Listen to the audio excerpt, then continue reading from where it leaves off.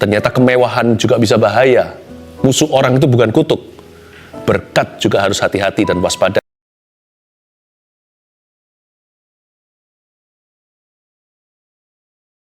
Liberating word. When the Son of Man, Son of God sets you free, you're free indeed. Kalau anak manusia, anak Allah memerdekakanmu, kau sungguh-sungguh merdeka. Kasih urapan pada firman-Mu. Ada jamahan Tuhan hari ini bagi setiap orang yang membutuhkan dalam nama Yesus.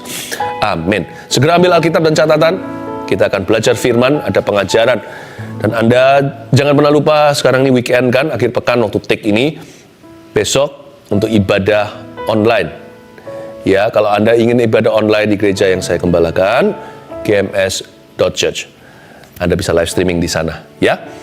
1 Raja-Raja pasal 10 kita buka dengan judul hikmat dalam mengelola penghasilan. Kita akan pelajari tentang Raja Salomo.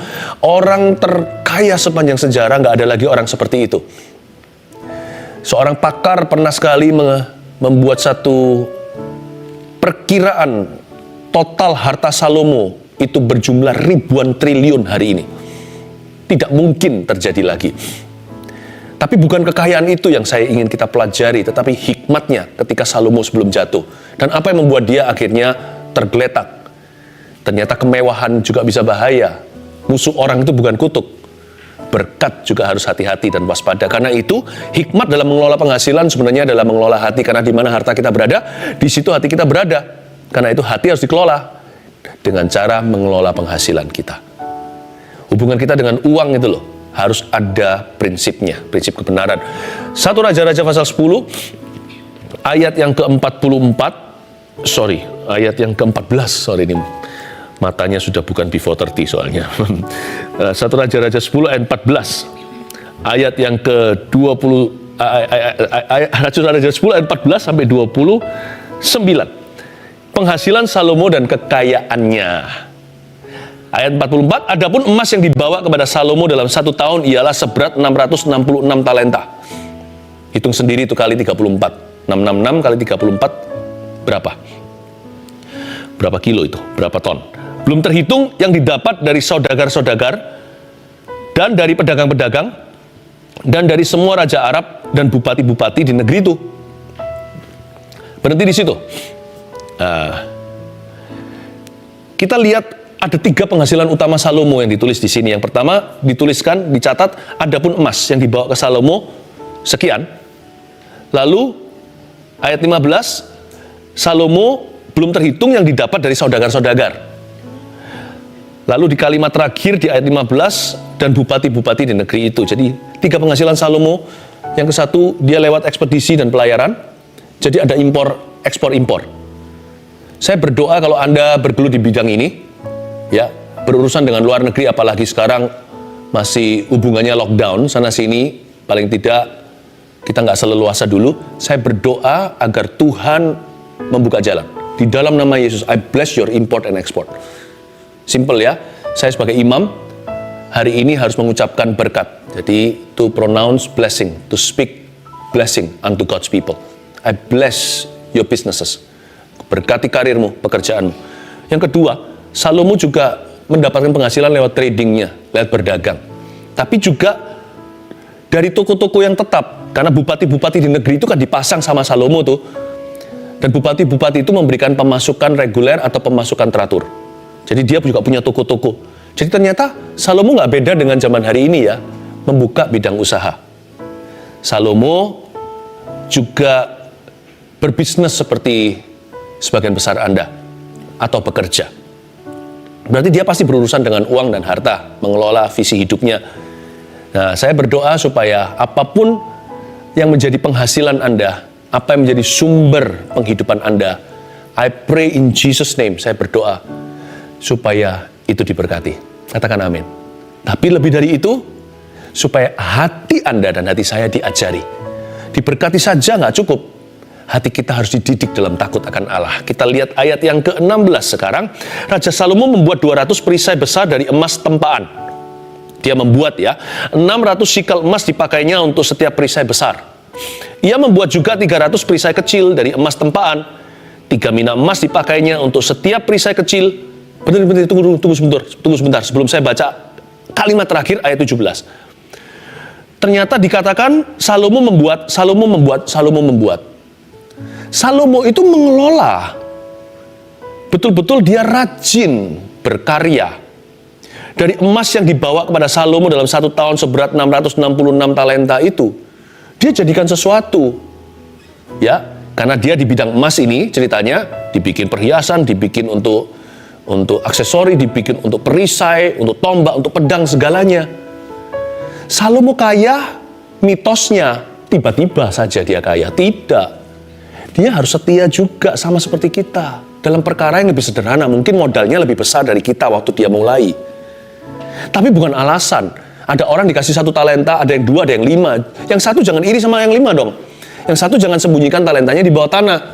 Yang 1 juga harus garap, harus kerjakan. Yang 2 juga harus kelola. Yang 5 juga harus berkarya. Jadi kita semua itu garis startnya sama. Jangan iri hati sama orang lain.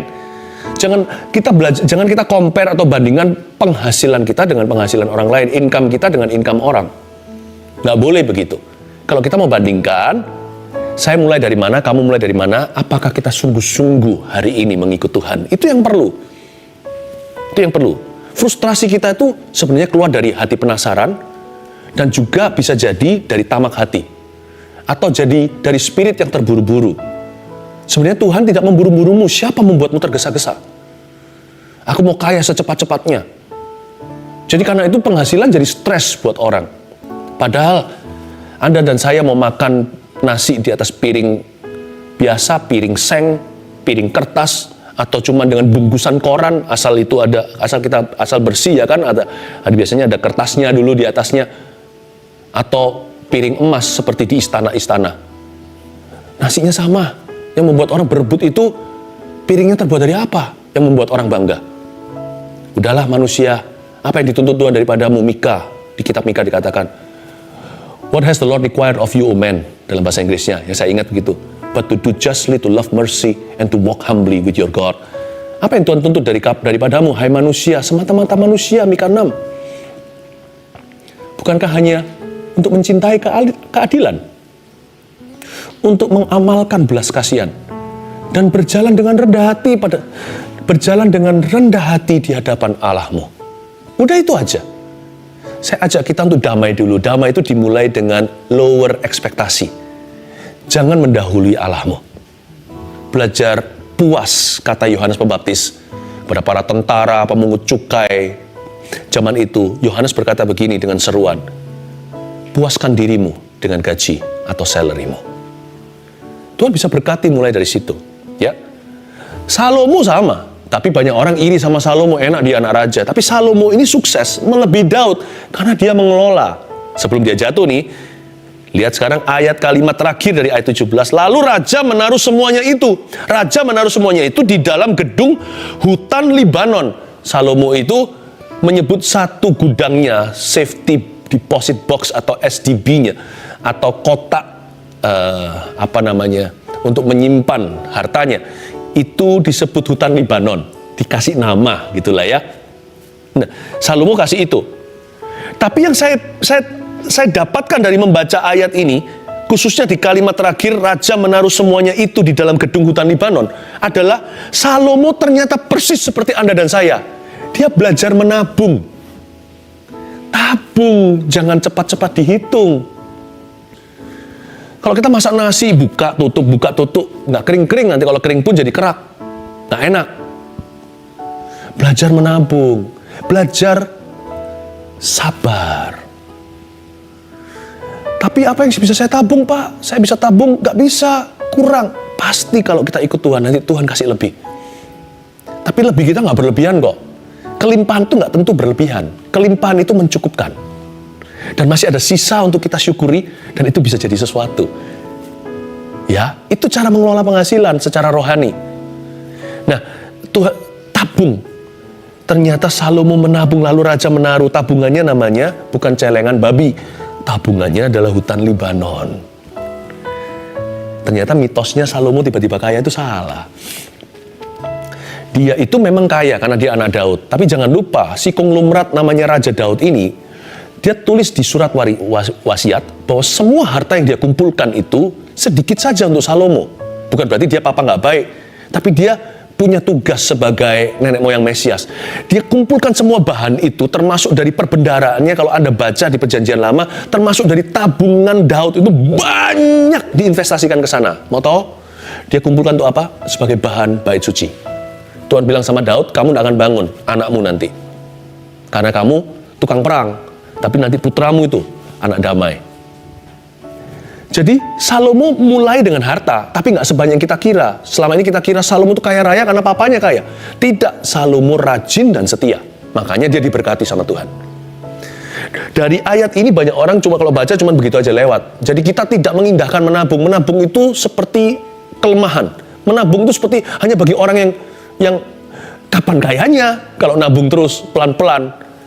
Masa 10.000 juga ditabung. Asal jangan pelit. Apa yang perlu ditabung, ditabung. Apa yang perlu ditabur, ditabur. Jangan kebalik ya. Oke? Plaster yang untuk biasanya tutup luka terbuka, luka kulit gitu, jangan ditelan ya, itu pil. Pil jangan ditaruh di situ, nanti jatuh, percuma. Jadi jangan salah fungsi.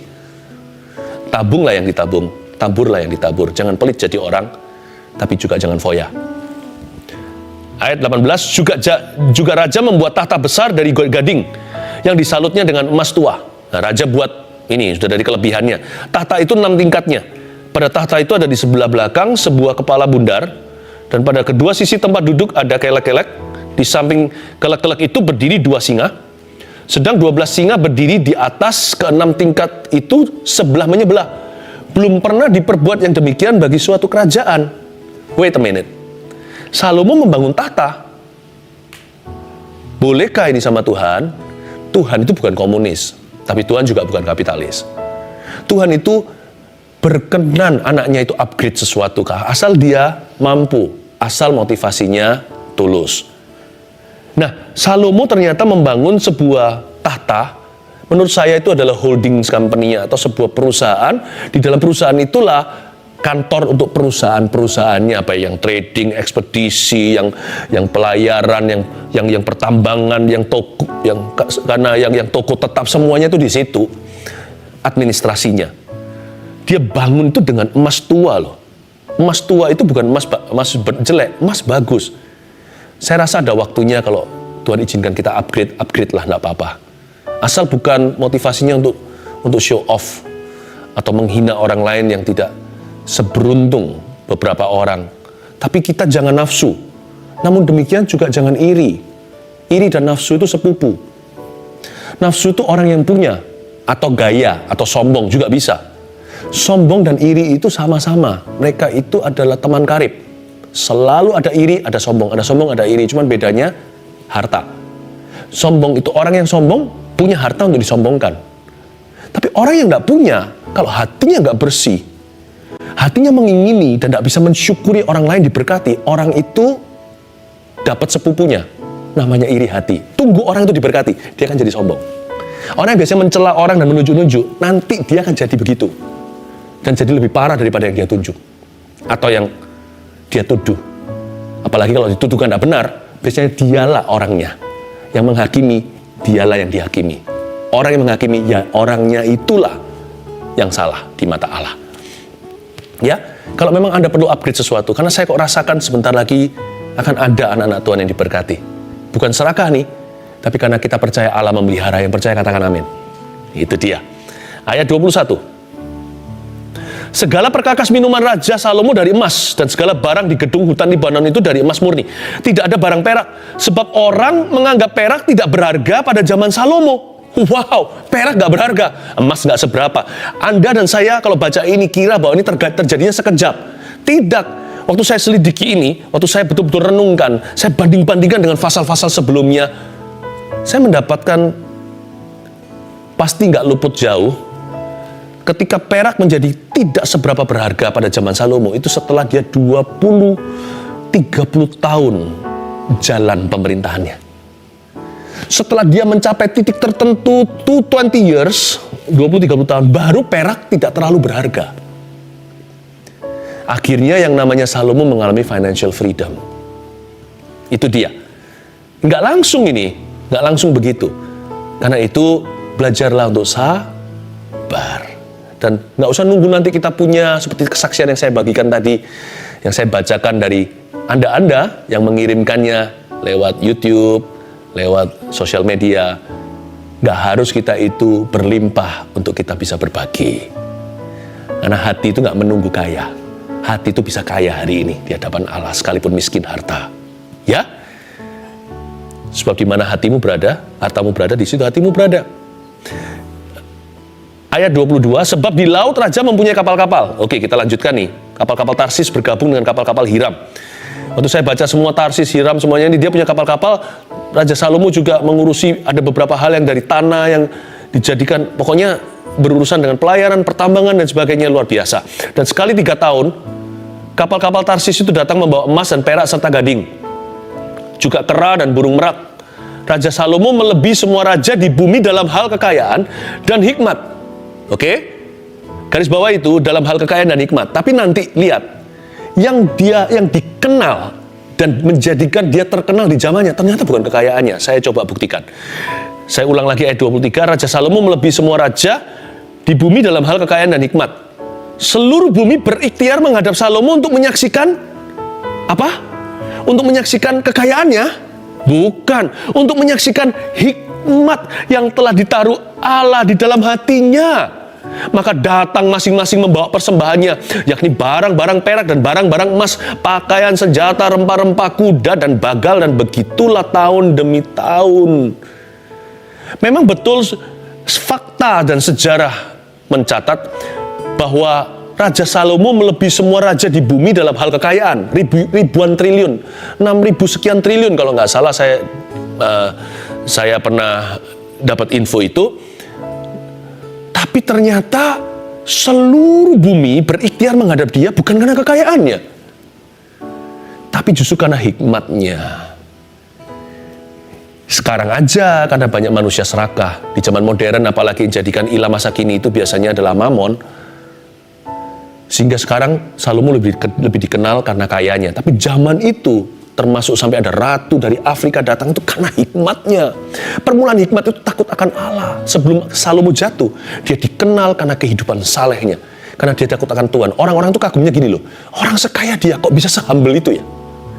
Itu yang jadi pembicaraan, bukan orang sekaya dia. Kalau orang sekaya dia titik, semua orang mau serang kerajaannya, tapi semua jadi kawannya. Musuh-musuh dia pun jadi sahabatnya, karena hidupnya berkenan kepada Allah. Jadi saya mendapatkan sebuah kesimpulan bahwa orang miskin maupun orang kaya harta sama-sama punya pilihan untuk bisa hari ini juga jadi berhikmat dan bijaksana. Semua tergantung cara kita meresponi dengan hati. Jadi orang untung atau merugi sama-sama bisa bijak, sama-sama bisa berhikmat. Semua tergantung respon hati kita in the now, di masa kini sekarang kepada Tuhan Yesus dan kepada firman-Nya, kepada Roh Kudus yang sebagai nurani hidup kita yang bergerak di dalam diri kita. Dan karena dia orang yang punya, berhikmat pula, orang-orang datang membawa persembahan. Gara-gara hikmatnya lah Salomo menjadi super diberkati. Sebelumnya memang dia diberkati, tetapi dia menjadi sangat diberkati bukan karena harta persembahan yang dibawa bangsa-bangsa, tapi temannya banyak. Orang kalau punya teman banyak, disukai semua orang, memberkati semua orang, orang itu kan koneksinya di mana-mana. Orang itu kan luar biasa. Rahasia Salomo ternyata bukan wealth-nya, tapi karakternya. Ayat yang ke-26. Salomo mengumpulkan juga kereta dan orang berkuda. Mulai masuk kesedihan. Mari kita masuk kejatuhannya, tentang kejatuhannya. Salomo mengumpulkan juga kereta dan orang berkuda sehingga ia mempunyai 1.400 kereta. Gak kebanyakan tuh. Dan 12.000 orang berkuda, ngapain wong dia gak lagi perang? Yang semuanya ditempatkan dalam kota-kota kereta dan dekat raja di Yerusalem. Aduh, padahal Tuhan udah bilang. Ya kan waktu Samuel buat peraturan nanti raja, kemudian waktu mereka bangsa Israel minta raja, itu zamannya Saul, masih Raja Saul, belum ada. Diberitahu nggak boleh terlalu banyak kuda, boleh, tapi jangan banyak-banyak. Kereta juga ngapain banyak-banyak, nanti bergantung pada hewan, pada kekuatan. Oke, kita lanjut dulu. Ayat 27, raja membuat banyaknya perak di Yerusalem sama seperti batu. Dan banyaknya pohon kayu ara sama seperti pohon ara yang tumbuh di daerah bukit. Ya, nggak apa-apa itu ekonomi. Ayat 28 masalah lagi. Kuda untuk Salomo. Wah, waktu kuda ini mulai masuk, sebentar lagi wanita lah. Udah cepat lambat dia pasti jatuh di sexual immorality. Udah kelihatan gelagatnya. Nggak usah ke pasal 11. Ketika pasal 11 ayat 1, nggak usah dibaca, saya bacakan aja. Adapun Raja Salomo mencintai banyak perempuan asing. Di samping anak Firaun, ia mencintai perempuan-perempuan Moab, Ammon, Edom, Sidon, Het. Jadi playboy kawakan. Padahal dia nggak gitu loh. Orang ini alim. Koko-kokonya itu loh, yang anak-anak Daud itu yang bunuh-membunuh. Itu yang party boys. Kok bisa jadi gini ya? Hati ya. Makanya itu kita harus hati-hati, pakai double hati. Kalau ikut Tuhan itu hatinya harus double. Kuda untuk Salomo didatangkan dari Misraim dan dari Kewe. Saudara-saudara raja membelinya, saudara-saudara raja membelinya dari Kewe dengan harga pasar. Sebuah kereta yang didatangkan dari Misraim berharga sampai 600 shikal perak, dan seekor kuda sampai 150 shikal. Dan begitu juga melalui mereka dikeluarkan semuanya itu kepada semua raja orang Het dan kepada raja Aram. Ada dua kesalahan Salomo yang bisa kita pelajari. Pastor Philip, apakah tidak terlalu early di masa pandemi kita bicara tentang ini? Loh, sedia payung itu sesudah atau sebelum hujan? Atau ketika hujan? Sebelum kan? Kita semua ini mau ngeluh setiap hari, aduh susah ya. Jangan kutuki dirimu sendiri, kutuk udah banyak dalam hidup ini. Berkati dirimu sendiri dan katakan, aku dapat melakukan segala perkara. Allahku akan sanggup mencukupkan segala yang kuperlukan dalam kekayaan dan kemuliaannya, bukan pas-pasan. Ya. Saya justru harus ajarkan gimana hati ketika diberkati sebelum diberkati dong. Apalagi saya pernah dapat nubuatan sekarang menjelang masuk Agustus waktu live ini. Saya yakin di bulan ini, saya minta paling tidak. Saya masih ingat tahun 2017 saya pernah mendapat satu penglihatan, saya sampaikan ke jemaat. Waktu terjadi goncangan ekonomi tapi beda, tidak seperti pandemi. Saya mendapat penglihatan seperti lihat satu seperti ada halilintar tapi itu sinar terang berwarna-warna. Itu seperti guntur. Saya tanya sama Tuhan, ini apa? Lalu ada firman dalam mimpi saya. Emas perak ku punya. Emas perak adalah milikku. Dan kau akan hidup dari firmanku, dari janjiku. Lalu saya melihat semua guntur itu mengirim seperti digojek sampai ke depan pintu. Berkat yang spesifik seperti sidik jari bagi setiap anak Tuhan sendiri-sendiri. Tidak bisa saling compare, tidak bisa saling iri. Dan Tuhan akan memberi makan. Tidak ada masa paceklik dalam Tuhan Yesus. Tidak ada yang namanya musim kemarau. Goshen itu di Mesir, semuanya lalatan, semuanya itu belalang, di situ diluputkan. Tuhan bisa, Tuhan sanggup. Tugas kita hanya rajin dan setia, mengelola, menabung seperti Salomo. Tuhan yang bergerak semuanya. Seperti satu malam ketika bangsa Israel dilewati oleh malaikat maut. Bangsa Mesir, bangsa Israel diluputkan. Kenapa Tuhan tidak bisa melepaskan dalam satu bulan, satu malam, mulai bulan ini, bulan kemudian ini, Agustus nanti ini, lalu setiap hari juga Tuhan bisa lepaskan malaikat indah kepada kita. Seperti Santa Claus sorga membagi-bagikan bonus dari Tuhan Yesus. Kita nggak minta, kita nggak layak, kita tahu diri kok. Kita nggak menuntut Tuhan, nggak dikasih ya nggak apa-apa. Kita mau menderita seperti Ayub sampai mati, kita itu sudah punyanya. Tuhan Yesus juru selamat kami ini milikmu. Tuhan Yesus juru selamat kami ini milikmu. Kita ini sudah milik Tuhan, mau kemana pergi? Nggak diberkati juga sama Yesus. Mau apes melulu sampai akhir hidup ya tetap Yesus pilihanku. Tapi saya yakin Tuhan bisa melepaskan malaikat kehidupan. Why not? Saya harus siapkan dulu hatimu sebelum diberkati, bukan? Ada dua kesalahan Salomo. Dia tidak menaruh kekang dalam dagingnya. Penguasaan dirinya kendor. Demi hobi, dia beli kemahalan dan kebanyakan. Yang nggak perlu, sehingga hatinya jadi lepas tali lesnya. Sehingga bisa over. Pepatah dunia bukan firman Tuhan berkata, too much of a good thing is not a good thing. Terlalu banyak sesuatu itu nggak baik. Mau vitamin kayak, mau apa kayak, mau makanan tertentu. Nggak bagus. Zat besi bagus, kebanyakan juga nggak bagus. Dan sebagainya kan. Gula juga perlu buat tubuh kita, kan tubuh kita perlu burn. Tapi kebanyakan gula nanti diabetes. Dia terlalu, saya rasa ada pentingnya ya kita ini punya kekang ya. Kita ini harus ingat selalu bahwa segala yang perlu itu, yang terutama itu, yang nilainya kekal. Itu yang nggak perlu ada batas. Segala sesuatu yang lain dalam hidup kita ini harus ada batasnya. Mintalah Tuhan batas-batas itu, baik orang lain bisa ngerem Anda atau apa. Sekalipun Anda mampu, pertanyaannya bukan mampu nggak. Pertanyaannya takut akan Allah. Tahu bahwa hatimu itu nggak bisa dipercaya. Makanya itu kalau ikut Tuhan harus hati-hati. Double hati, satu hati untuk menikmati, satu hati untuk ngerem. Yang kedua, kesalahan Salomo kedua adalah dia nggak ngalamin, sudah males detoks hati. Detoks hati itu gimana? Lewat mengasihi, lewat melayani. Kalau punya kelebihan, nggak tentu harta, waktu segalanya itu persembahkan untuk sesuatu yang berharga atau untuk orang lain juga. Mengasihi, melayani, berbagi, memberi itu detoks hati.